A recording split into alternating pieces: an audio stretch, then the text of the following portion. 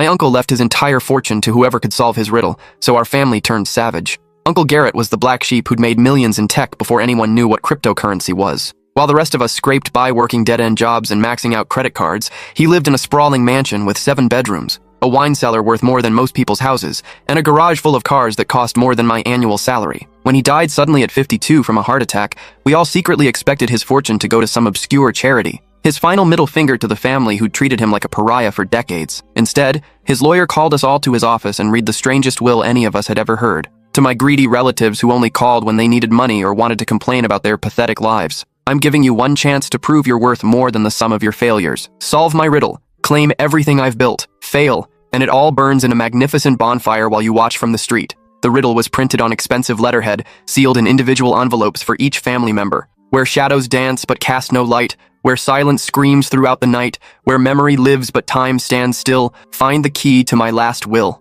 At first, we actually worked together like a real family. My Aunt Patricia suggested his old photography darkroom, where he'd spent countless hours developing pictures. Cousin Dylan thought it meant his study, where he'd sit for hours in complete darkness, typing away on his computer. Mom was convinced it referenced the basement wine cellar, where he stored bottles worth thousands of dollars each. My brother Finn thought it meant the attic where old furniture gathered dust under white sheets. For 3 weeks, we tore through every inch of his mansion like a pack of wild animals. We moved furniture that hadn't been touched in years, checked behind expensive paintings for hidden safes, pulled up Persian rugs, and pried at floorboards until our fingers bled. We searched crawl spaces, examined every book in his library for hollow compartments, and even had his pool drained to check for underwater hiding spots. Nothing. Not a single clue. That's when the family bonds started snapping like overstretched rubber bands. Patricia hired a private investigator who charged $800 a day. Dylan bribed the longtime housekeeper with a $1,000 tip for information about Garrett's daily habits and secret hiding places. Mom started showing up at the mansion at 5 in the morning to search rooms before anyone else arrived, claiming she needed the quiet to think clearly. Finn installed hidden cameras throughout the house to spy on the rest of us,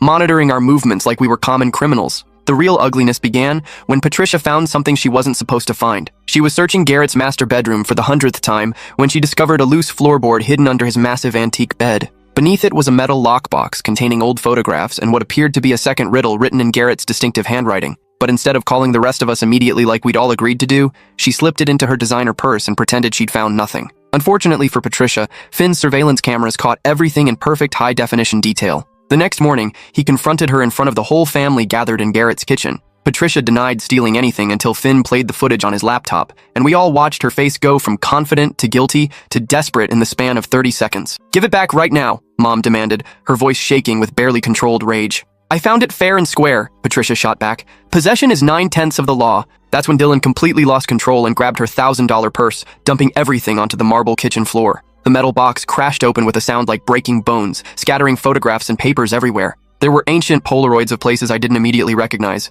a tarnished key that looked like it belonged to something important, and a handwritten note that made my blood turn to ice water in my veins. "Only one of you actually deserves this fortune. The rest of you deserve what's coming to you." The note wasn't signed, but I recognized Garrett's handwriting immediately. The same careful script we'd seen on birthday cards that always came with crisp $100 bills, his way of buying our temporary affection without actually investing time in building real relationships with any of us. The scattered photographs showed places from our shared childhood that I hadn't thought about in years. The old family lake house where we'd spent summers before Grandpa died and left it to rot. Garrett's first dingy apartment above the pizza shop where he'd lived while teaching himself computer programming. The sketchy carnival where he'd worked summers during high school, operating the tilt-a-whirl for drunk teenagers and saving every penny for college. But one particular photograph made Patricia gasp so loudly that we all turned to stare at her. It showed the abandoned warehouse on the outskirts of town where our grandfather used to take us kids to play elaborate games of hide and seek. "He wouldn't," she whispered, her voice barely audible. "Wouldn't what?" Finn demanded, grabbing the photo from her trembling hands. Patricia looked like she'd seen a ghost.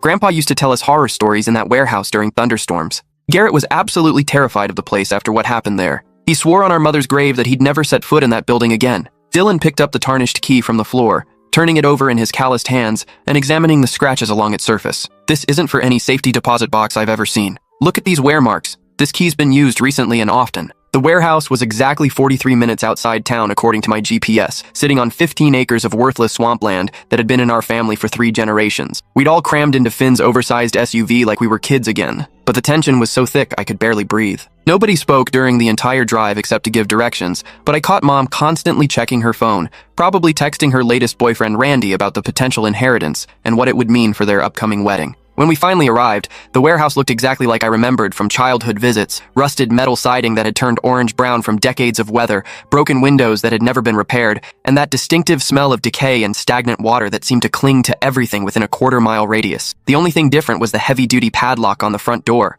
which looked expensive and recently installed. Dylan's key fit the lock perfectly, turning with a satisfying click that echoed across the empty parking lot. Inside, our flashlights revealed something that should have been impossible. The warehouse had been completely renovated from top to bottom. The concrete floors were spotless and painted a clean white. The walls had been insulated and covered with fresh drywall. Professional lighting fixtures hung from the exposed ceiling beams. And there, positioned in the exact center of the cavernous space, sat an antique wooden table with 5 chairs arranged in a perfect circle. On each chair sat a manila envelope with our names written in Garrett's careful handwriting. "This is absolutely insane," Finn muttered under his breath, but he was already walking toward his designated chair like he was hypnotized. My envelope contained another riddle, but this one felt different, more personal and menacing. "Before you stands your final test, one truth will put your greed to rest. Choose wisely what you value most, or join me as a warning ghost." Beneath the riddle was a typed confession that made my stomach turn, and my hands shake so violently I could barely hold the paper steady. When we were kids, maybe 15 years ago, Garrett had been watching us play an elaborate game of hide-and-seek in this exact warehouse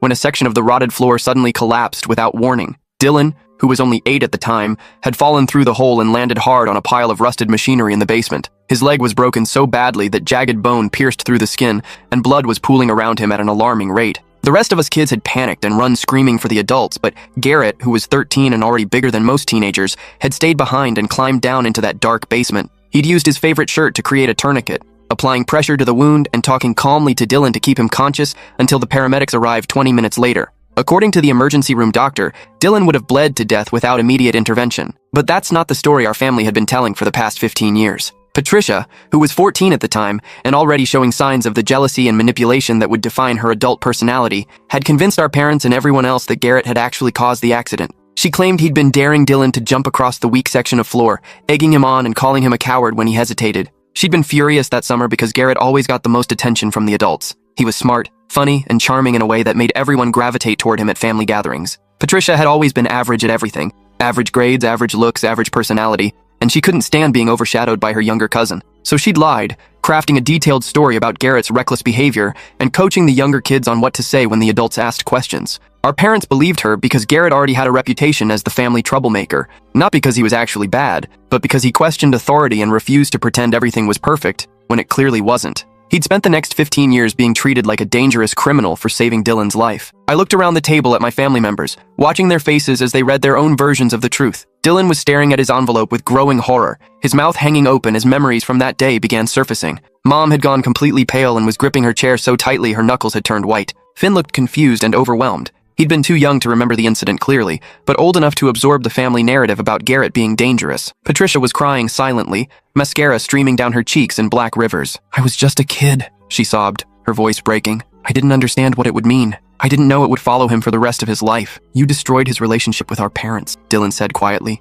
his voice filled with a pain I'd never heard before. He tried to tell them the truth, begged them to listen, but they'd already decided he was lying. They chose to believe you instead of investigating what actually happened. That's when I noticed the cameras. 4 professional-grade security cameras positioned in each corner of the warehouse, their small red recording lights blinking steadily in the shadows. We were being filmed and had been since the moment we walked through the door. A voice suddenly echoed from hidden speakers mounted throughout the building, Garrett's voice. But the recording was obviously recent, probably made just days before his death. "If you're hearing this message, you've successfully solved my riddle and learned the truth about what really happened in this warehouse 15 years ago. Congratulations on finally deciding to face reality. You've also just confessed your crimes on camera in front of multiple witnesses." Patricia looked up at the nearest camera with tear-filled eyes, her carefully applied makeup now completely ruined. "Garrett, please, I'm sorry. I was young and stupid and jealous, but I never meant—" "Patricia," the recording continued, and I could hear the cold fury in my uncle's voice even through the speakers. "You stole 15 years of family relationships from me with your lie. You cost me my parents' trust, my siblings' love, and any chance of having a normal relationship with the people who should have mattered most. That betrayal is worth exactly $15 million. Multiple screens mounted on the walls suddenly lit up, displaying legal documents in Garrett's distinctive filing system. Patricia's name appeared as the sole beneficiary of his primary estate, but there were conditions listed in small print that made her face go even whiter. "The money comes with strings attached, dear cousin. You have exactly 1 year to publicly confess your lie to every person you told it to, starting with our parents' graves. You'll establish a foundation for falsely accused children, and you'll spend the rest of your life trying to undo the damage you caused." Fail to meet any of these conditions, and the money goes to charity while your confession video gets uploaded to every social media platform on Earth. Finn jumped up so violently that his chair toppled backward and crashed to the floor. This is complete bullshit. Patricia lied, not the rest of us. Why should we be punished for something she did? But you never questioned it, did you? The recording replied, as if Garrett had anticipated this exact reaction and prepared a response. 17 years have passed, and none of you ever bothered to ask Dylan what he actually remembered from that day. You just accepted that your brother was a monster because it was easier than admitting you might have been wrong. Dylan's envelope contained different documents entirely.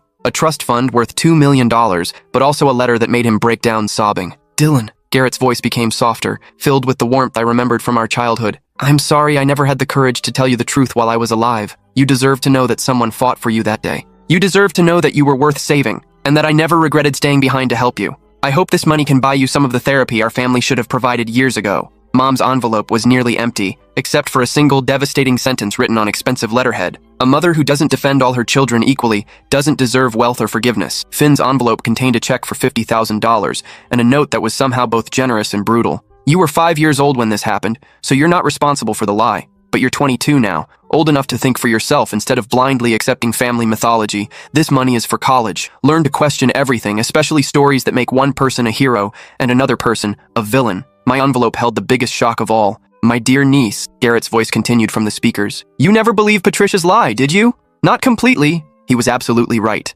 and the accuracy of his observation made my skin crawl. I'd been 7 years old that day, but old enough to remember Garrett's bloody shirt and how gentle he'd been with Dylan while we waited for the ambulance. I'd also been old enough to notice the inconsistencies in Patricia's story when she told it to the adults later. I watched you struggle with that secret for years during family gatherings. I saw how it ate at you, especially during holiday dinners when someone would inevitably bring up the warehouse incident and paint me as the villain. You tried to tell your mother the truth once when you were 12, but she shushed you and told you not to contradict Patricia. My envelope contained legal documents making me the executor of a separate trust fund, $3 million designated specifically for truth-tellers who find their courage too late but still choose to do the right thing. The cameras recording this conversation will automatically upload the footage to every family member's social media accounts in exactly 1 hour, Garrett's voice announced with mechanical precision. The video will be tagged with everyone's real names and employers. Unless someone takes full responsibility for what really happened that day, your confessions will become public knowledge. Patricia looked around the table desperately, her eyes wild with panic. I'll tell everyone the truth. I'll post on Facebook.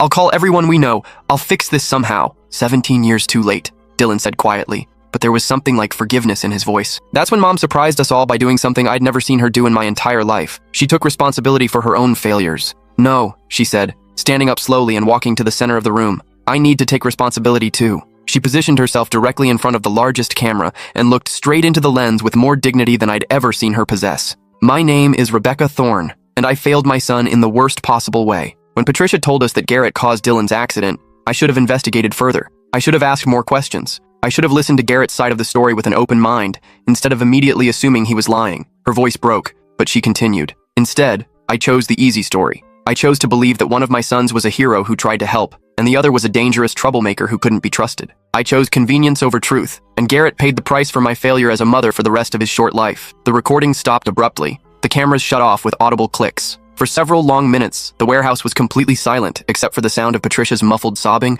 and the distant hum of traffic on the highway. Then Finn started laughing. Not the sound of humor, but the kind of bitter, hollow laughter that comes when someone realizes their entire life has been built on lies and false assumptions. So what happens now? He asked, his voice cracking. Do we all just pretend this never happened and go back to our miserable lives? No, Dylan said firmly, standing up with more strength than I'd seen from him in years. Now we do what Garrett actually wanted us to do. We tell the truth, even when it's uncomfortable. We stop protecting people who don't deserve protection. We start being the family he deserved to have. 6 months later, Patricia had used her inheritance to establish the Garrett Thorne Foundation for wrongly accused children, providing legal aid and counseling services for kids who'd been blamed for things they didn't do. The foundation's first major case involved a teenage boy who'd been expelled from school based on false accusations from a jealous classmate. Patricia saw herself in both the accuser and the accused, and fought harder for justice than anyone expected. Dylan donated his entire trust fund to expand the foundation's reach, saying that money couldn't buy back his lost relationship with Garrett, but it might prevent other families from making the same mistakes. He also started therapy and began speaking publicly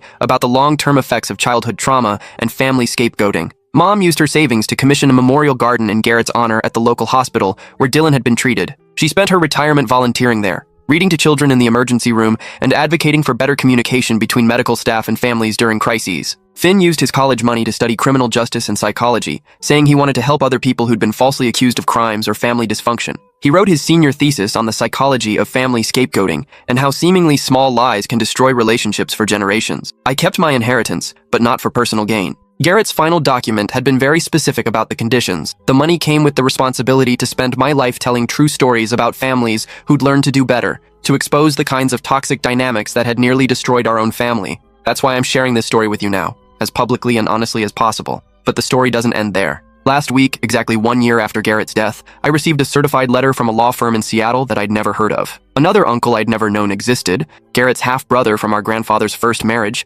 had died and left very specific instructions for his will to be read only if I was present as a witness. The lawyer, a stern woman in her 60s, handed me a sealed envelope with my name written in handwriting that looked eerily similar to Garrett's. Inside was a photograph of Garrett and this mysterious uncle standing together and smiling in front of a building I didn't recognize. On the back, someone had written in careful script, "Some family secrets run deeper than others." The real riddle was never about money. It was about whether your generation would choose truth over comfort when it really mattered. Below that message was an address in Montana and another old-fashioned key, this one made of brass and worn smooth from decades of use. The lawyer explained that this uncle, whose name was Thomas, had been watching our family drama unfold from a distance for years. He'd known about Patricia's lie, about our parents' failure to investigate, and about Garrett's years of isolation and pain. He'd also left me an inheritance, but only if I agreed to continue what Garrett had started. Thomas believed that some family traditions are worth breaking, the lawyer said, but others are worth starting. I drove to Montana the next morning, my car loaded with camping gear and enough supplies for a week. The address led me to a remote property outside Bozeman, surrounded by mountains that stretched endlessly in every direction. The main house was a sprawling log cabin that looked like it had been built in the 1920s, with additions added over the decades as the family grew and prospered. The brass key opened the front door easily, and I stepped into what felt like a museum of family history that I'd never known existed. The walls were covered with photographs spanning nearly a century, pictures of relatives I'd never met, family gatherings that predated my birth, and dozens of images of Garrett at various ages. But these weren't the formal portraits we had at home. These were candid shots of him laughing, working on computers, talking animatedly with an older man who had to be Thomas. In the center of the main room sat another table, this one carved from a single piece of oak and polished to a mirror shine. On it was a leather-bound journal and a note in Thomas's handwriting. "If you're reading this, it means you chose truth over comfort when it mattered most. Garrett told me about your family's dynamics years ago. He also told me about you, how you were the only one who ever questioned Patricia's story, even as a child. He believed you had the strength to break the cycle." I opened the journal and found pages upon pages of family history that no one had ever shared with us. Thomas had been documenting our family's patterns of dysfunction for decades, tracking how lies and manipulation had been passed down through generations like genetic diseases. Our grandfather, the man we'd all remembered as a loving patriarch who told stories and took us on adventures, had actually been an alcoholic who'd abandoned his first wife and son when Thomas was only 3 years old. He'd reinvented himself completely, marrying our grandmother and creating a new family while pretending his previous life had never existed. The pattern repeated with our parents' generation. Our father had covered up a hit-and-run accident in college, letting an innocent classmate take the blame and serve 2 years in prison. Our mother had stolen money from her employer to pay for our house, then manipulated the company's accounting system to frame a coworker for the theft. Garrett had discovered these secrets during his teenage years while helping our father with computer problems. He'd found hidden files containing evidence of both crimes, along with documentation showing how our parents had systematically destroyed the lives of innocent people to protect themselves. That's when everything about our family dynamics started making sense to me. Garrett hadn't been the family troublemaker because he was inherently bad. He'd been asking uncomfortable questions because he'd learned that our entire family foundation was built on lies and betrayal. Our parents had treated him like a threat because he represented the possibility that their carefully constructed facades might crumble. When Patricia lied about the warehouse incident, it gave them the perfect excuse to discredit him completely. They could dismiss anything he said about their past crimes as the ramblings of a dangerous child who couldn't be trusted. Thomas's journal contained copies of legal documents proving every allegation, police reports, court transcripts, medical records, employment files, all meticulously organized and verified. He'd spent decades building an airtight case against our parents and grandparents, waiting for the right moment to expose the truth, but he'd never acted on the information. "I was a coward," his final entry read. "I had the power to clear innocent people's names and bring justice to the victims of my family's crimes. Instead, I chose silence because confronting the truth would have meant losing the only family I had left, even if that family was built on foundations of lies." At the bottom of the journal was a phone number and an instruction. "Call this number if you're ready to finish what I should have started." I dialed the number with trembling hands. A woman answered on the first ring. "Ms. Thorne, I've been expecting your call. My name is Detective Rodriguez. I worked the case your Uncle Thomas contacted us about 15 years ago. She explained that Thomas had approached the police with his evidence shortly after Garrett's warehouse incident, hoping to provide context for the family dynamics that had led to Patricia's lie. But the statute of limitations had expired on both of our parents' crimes, making prosecution impossible. However, Detective Rodriguez continued, the victims are still alive. The man who served time for your father's hit-and-run accident is now 63 and living in Oregon. The woman who was fired and prosecuted for your mother's embezzlement is 58 and struggling to make ends meet in a nursing home she can't afford. She gave me their contact information and Thomas's final request. Use Garrett's foundation and my inheritance to provide restitution to the people our family had wronged. The conversations were the hardest I'd ever had in my life. Martin Espinoza, the man who'd served 2 years for our father's hit-and-run, cried when I called to explain what had really happened. He'd lost his scholarship, his fiancée, and his entire future because of a crime he didn't commit. He'd spent 40 years carrying the shame of something our father had done. I always wondered why your father was so kind to me after the trial, he said. He visited me in prison twice, brought me books, told me he was praying for my rehabilitation. I thought he was just a good Christian man trying to help a criminal find redemption. Our father had been visiting his victim to manage his own guilt, not out of genuine compassion. Louise Chen, the woman our mother had framed for embezzlement, had lost her career in accounting and never worked in finance again. She'd spent her savings on legal fees trying to prove her innocence, then worked minimum wage jobs for the rest of her life because no one would hire her with a criminal record. Your mother sent me a Christmas card every year for 20 years, Louise told me. She'd write little notes about how she was praying for my family and hoping I was finding peace. I kept them because I thought they meant someone still believed I was a good person. Our mother had been sending Christmas cards to the woman whose life she'd destroyed. Using Thomas's documentation and the foundation's legal team, we were able to provide full restitution to both victims. Martin received enough money to buy a house and secure his retirement. Louise's criminal record was expunged, and she received compensation that covered her lost wages and pension contributions over 4 decades. But the most difficult part was yet to come. Thomas had left specific instructions for handling our parents' reactions to the revelations. They were both still alive, though our father was in early-stage dementia, and our mother was living in an assisted care facility after a stroke. I drove to the care facility with copies of all the evidence,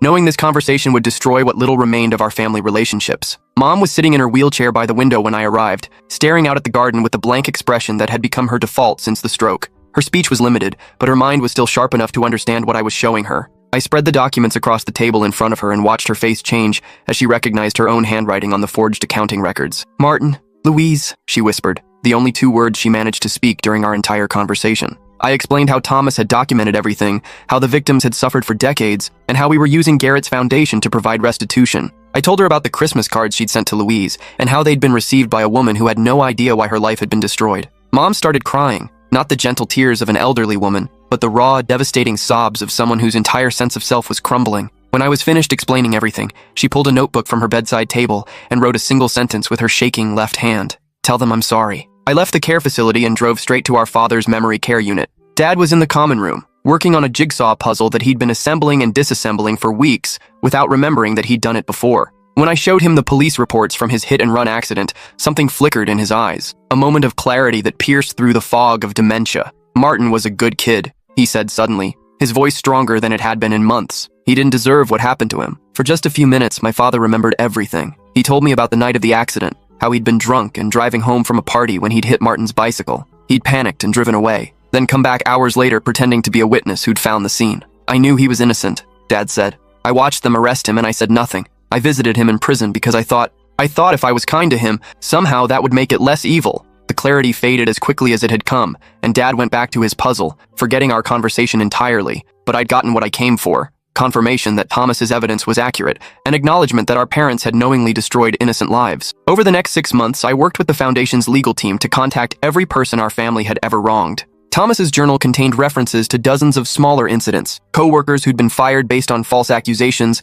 classmates who'd been bullied into silence, neighbors who'd been isolated and ostracized for questioning our family's version of events. Each conversation was like performing surgery on my own soul, cutting away pieces of the identity I'd built around being part of a good family. But each conversation also brought healing to people who'd carried undeserved shame for decades. The most surprising call came from Patricia herself. I found something in Garrett's house, she said, her voice barely audible, hidden in his bedroom wall. I think you need to see it. I drove to Garrett's mansion, which Patricia had been slowly cleaning out as part of her foundation work. She led me to his bedroom, where she'd discovered a hidden compartment behind his headboard. Inside was a collection of letters, dozens of them, all addressed to our family members but never sent. I wrote these over the years when I couldn't sleep, one letter to me began. I wanted you to know that I saw you trying to tell the truth when you were 12. I saw how Mom silenced you, and I wanted to tell you that I knew you believed me. But I was afraid that acknowledging it would put you in the same position I was in. isolated and blamed for things you didn't do. The letters to Dylan were filled with medical advice and emotional support that Garrett had researched but never shared. "I've been following your physical therapy progress through Mom's Facebook posts," one read. "I found some experimental treatments that might help with your chronic pain, but I didn't know how to contact you without causing more family drama." The most devastating letters were the ones addressed to our parents. "I forgive you for choosing to believe Patricia's lie," he'd written to Mom. "I understand that admitting you were wrong would have meant confronting your own capacity for poor judgment. But I need you to know that your choice to believe I was dangerous meant I grew up thinking I actually was dangerous. I spent 15 years afraid of my own capacity for violence because the people who should have known me best told me I was capable of hurting children." To Dad, "I know about the hit-and-run accident and Mom's embezzlement. Uncle Thomas told me everything when I turned 18. I've spent my entire adult life wondering if I inherited your capacity for destroying innocent lives, or if I could choose to be different. I chose to be different, but that choice cost me my family." The final letter, dated just a week before his death, was addressed to all of us. "I'm dying of a heart condition that probably could have been treated if I'd had a family support system encouraging me to seek medical care earlier. But I was so used to being seen as the family problem that I ignored my symptoms until it was too late. I don't blame you for my death, but I want you to understand that isolation kills people just as surely as any disease. I've set up the riddle and the warehouse revelation not to punish you, but to give you a chance to choose truth over comfort. If you're reading this letter, it means you made the right choice. It means the next generation of our family might actually have a chance to be healthy. The foundation isn't about my legacy. It's about giving other falsely accused children the support system I never had. It's about breaking the cycle of lies and manipulation that has defined our family for 4 generations. Thomas has more information about our family history. He's been too afraid to share it while he's alive, but he's left everything to you, my dear niece, because he believes you have the strength to handle the truth. Some stories are meant to end. Others are meant to transform into something better. I love you all, even though I couldn't figure out how to maintain relationships with you while also maintaining my integrity. Choose better for your children." Patricia and I cried together in Garrett's empty bedroom, mourning not just his death, but the relationship we could have had if our family had chosen truth over convenience decades ago. 2 weeks later, Thomas's lawyer contacted me with information about a final request. Thomas had purchased property in Montana specifically to establish a retreat center for families dealing with false accusations, scapegoating, and generational trauma. The buildings were already constructed. They just needed staff and programming. He wanted it to be called the Garrett Thorne Center for Family Truth, the lawyer explained. He hoped you'd consider running it. I moved to Montana 6 months ago. The center officially opened in January, offering week-long programs for families ready to confront their own patterns of dysfunction and deception. We provide therapy, mediation services, and legal advocacy for people trying to clear their names or repair relationships damaged by false accusations. Patricia visits every few months, bringing updates on the foundation's work and progress reports on the families we've helped. Dylan completed his psychology degree and joined our staff as a trauma counselor. Finn transferred to the University of Montana and helps with our legal advocacy program. Mom died peacefully in her sleep last winter. Her last words to the nursing staff were, "Tell Martin and Louise I'm sorry." We held a small memorial service and donated her remaining savings to the foundation. Dad's dementia has progressed to the point where he no longer recognizes any of us, but the memory care facility staff says he frequently talks about a boy named Martin and asks if anyone knows whether he's okay. The most recent development came just last month, when Detective Rodriguez called with news that shocked me. "We've had a breakthrough in the Louise Chen case," she said. "Your mother's former employer has agreed to issue a public apology and provide additional compensation. Apparently, your foundation's work has inspired other companies to review their old files for cases where employees might have been wrongly terminated." She paused. "There's more. We've identified 17 other cases from the same time period where the real perpetrator was protected while innocent employees were blamed. Your family's pattern of framing others wasn't unique. It was part of a broader culture of corruption at that company." Louise Chen, now 71, has become a volunteer advocate for our center. She helps other elderly people who are trying to clear their names after decades of carrying undeserved shame. Martin Espinoza, now 65, used his restitution money to establish a scholarship fund for formerly incarcerated people trying to rebuild their lives. He calls it the Second Chance Foundation, and he visits our center annually to speak with families about the long-term effects of false accusations. "The hardest part wasn't the prison time," he tells our guests. "It was the 40 years afterward. Always wondering if people could see the criminal record when they looked at me. Always feeling like I had to work twice as hard to prove I was worthy of basic human dignity." Both Martin and Louise have said that learning the truth about what happened to them, even decades later, was more healing than any therapy or compensation we could provide. Last week, I received another mysterious envelope, this time delivered by hand to the center's front desk. Inside was a photograph of a young girl I didn't recognize, standing in front of a house that looked familiar but which I couldn't quite place. On the back was written, "Garrett had a daughter. Her name is Emma. She's 22 now, and she's been waiting her entire life to meet her family. She's also been waiting for someone to tell her the truth about why her father never contacted her." Below that was an address in Portland and a phone number. "I'm driving to Portland tomorrow morning. Some family stories never really end. They just reveal new chapters when you're finally ready to handle the truth." Emma answered the phone on the first ring. as if she'd been waiting by it for years. "Is this about my father?" she asked before I could introduce myself. "Yes," I said. "I'm your cousin, and I have a lot to tell you. The cycle of secrets ends with my generation. The cycle of truth begins with hers.